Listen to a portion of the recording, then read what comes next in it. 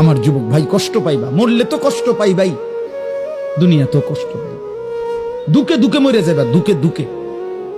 একদিন যখন দেখবা সময়ে প্রয়োজনে যৌবনের ক্ষমতা নাই, নারী দেখতে দেখতে, অশ্লীল দৃশ্য দেখতে দেখতে, বীর্যপাত হতে হতে শরীর নষ্ট হয়ে গেছে, একদিন বুঝবা যৌবনের কত দাম, শরীর স্বাস্থ্যের কত দাম, একদিন বুঝবা। যখন হার্বাল কোম্পানির ওষুধে ওষুধে ঘুরবা, কবিরাজি আর বনাজি ওষুধে ঘুরবা, তখন বুঝবা। হ্যাঁ হ্যাঁ, আমি সাফ সাফ বললাম। আল্লাহ বলছে ইয়াহফাজু ফুরুজাহুম, আমার বান্দা লজ্জাস্থান হেফাজত করো, লজ্জাস্থান হেফাজত করো। তুমি মুমিন, তুমি জিনা করো না, তুমি ব্যভিচার করো না,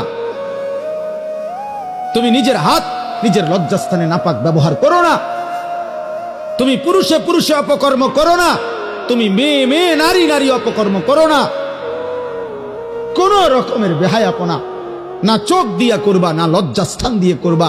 আল্লাহ বলেন যালিকা আজকা লাহুম। এই এবার শেষ কথা হলো, আল্লাহ বলেন বান্দা আমি ওয়াদা দিলাম, চোখ যদি গুনাহ থেকে বাঁচাও, লজ্জাস্থান যদি বাঁচাও, এই দুই জিনিস বাঁচাইলে আমি আল্লাহ ওয়াদা দিলাম, আমি আল্লাহ তোমার অন্তরটা পুরাটা 100 পবিত্র করে দেব।